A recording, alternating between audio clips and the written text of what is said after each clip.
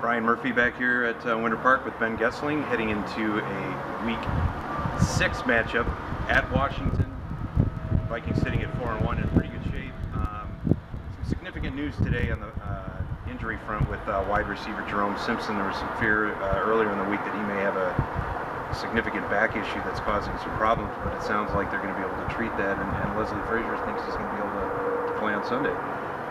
Yeah, I think at this point sounds all systems go. I think he said all indications are that Simpson can play. They'll probably hold him out of practice here, maybe another day. I wouldn't be surprised to see him out another day. But yeah, he's a guy that we haven't really gotten to see much. Even in that little bit though we saw him in Detroit, you can see what an impact he can make, both with that pass interference penalty and then the 27-yard pass in the fourth quarter to get a big first down. So somebody they certainly want to see, and it wouldn't be surprising at all if they got him pretty involved on Sunday, because I think this could be the kind of game where they need to score a little bit. They need to score because they're going to be facing a quarterback that in RG3, Robert Griffin III.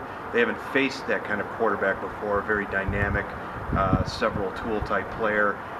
He practiced today coming off of a concussion from last Sunday's game. It sounds like, unless barring a setback, he's going to be in the lineup again.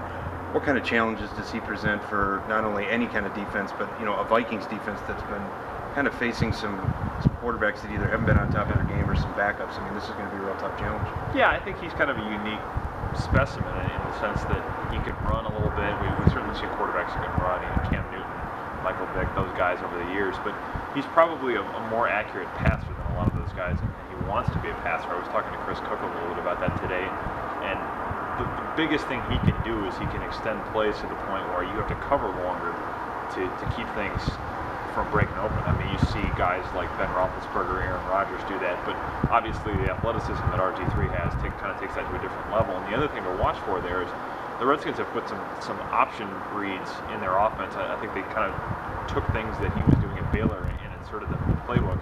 So you see some things at an NFL level that you don't really get a chance to prepare for. The Vikings aren't going to see another team that's going to run option reads this year, so it's a little bit of a different challenge in that sense, and it's certainly something that they'll have to be prepared for. I mean, and going for the Vikings, of course, is the fact that they are playing really well defensively. In fact, that's probably been the #1 storyline. I mean, besides Percy Harvin doing everything, their defense has really stepped up and made plays, not especially in the run game, but even in the secondary, which was so maligned last year. Yeah. Where do you think they're going? Is this something that's going to hold for most of the year?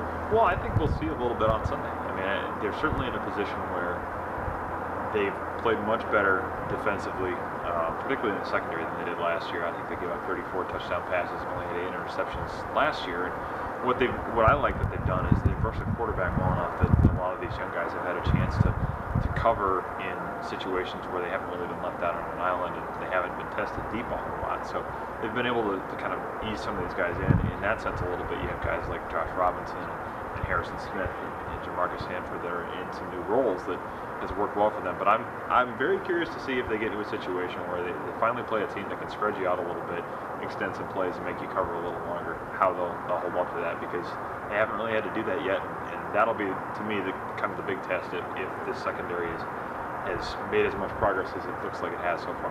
One other note we should make, Adrian Peterson, of course, who had a mild ankle sprain Sunday, did not practice today. Sounds like mostly a precaution. I mean, everybody knows Peterson's wherewithal. He'll probably be out there and be an impact player, but they're just kind of taking it easy with him.